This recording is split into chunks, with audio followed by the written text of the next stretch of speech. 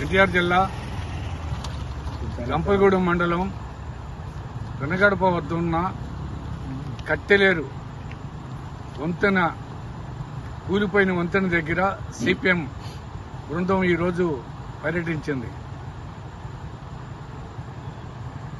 ఈ సమస్య గత 3 నెలలుగా ఈ గ్రామంలో 20 గ్రామాల ఈ మండలంలోని 20 గ్రామాల ప్రజానీకానికి నడవడానికి వీలు లేకుండా ప్రయాణాలు ఆగిపోయి చదువులకు వెళ్తానికి 33 కిలోమీటర్ల దూరం నుంచి తిరిగి వచ్చి విద్యార్థులు ఇబ్బంది పడుతున్నారు, రైతులు ఇబ్బంది పడుతున్నారు, కూలీలు ఇబ్బంది పడుతున్నారు, కార్మికులు ఇబ్బంది పడుతున్నారు.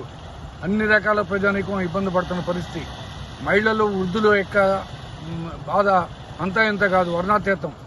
దీని మీద సిపిఎం ఆర్డీఓ ఆఫీస్కి ర్యాలీ చేసి బైక్ యాత్ర చేసి ఆర్డీఓ ఆఫీసును దిగ్బంధం చేసి ఆందోళన చేస్తే ఆ సందర్భంలో ఆర్డీఓ గారు 15వ తారీఖు కల్లా 15 రోజుల కల్లా మేము చేస్తాం, వరదలు తగ్గింది అవుతామని చెప్పారు.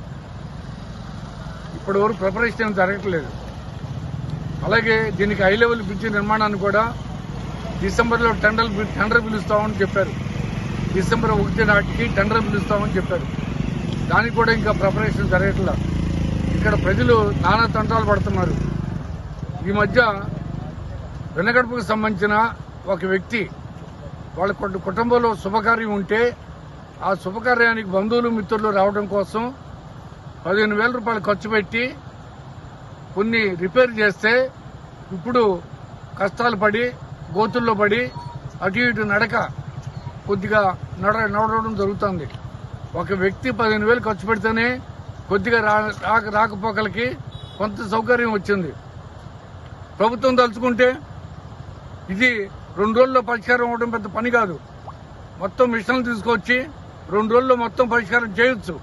కానీ దీనికి వాయిదాలు వేసే పరిస్థితి వస్తుంది.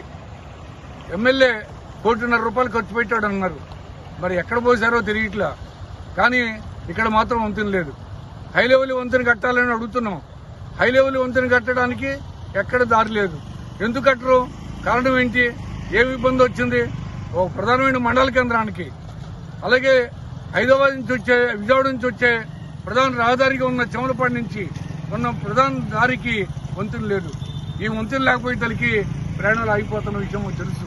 అందుకనే గంపలగూడెం మండల ప్రజానీకం పట్ల అధికార పార్టీ శాసనసభ్యుడి యొక్క వివక్షత, చిన్న చూపు మనకి నిదర్శనం. ఇప్పటికైనా చొరవ చేసి ఎమ్మెల్యే ఎంపీ వాళ్ళ కొట్లాటలు పక్కన పెట్టి ఈ వంతెన నిర్మాణం చేయాలని, దీనికోసం పూనుకోవాలని సిపిఎం డిమాండ్ చేస్తోంది. లేకపోతే మరొకసారి ఆందోళనకి అందరిని కలుపుకుని ఆందోళన సిద్ధపడతామని చెప్పని కూడా హెచ్చరిక చేస్తా ఉన్నాం.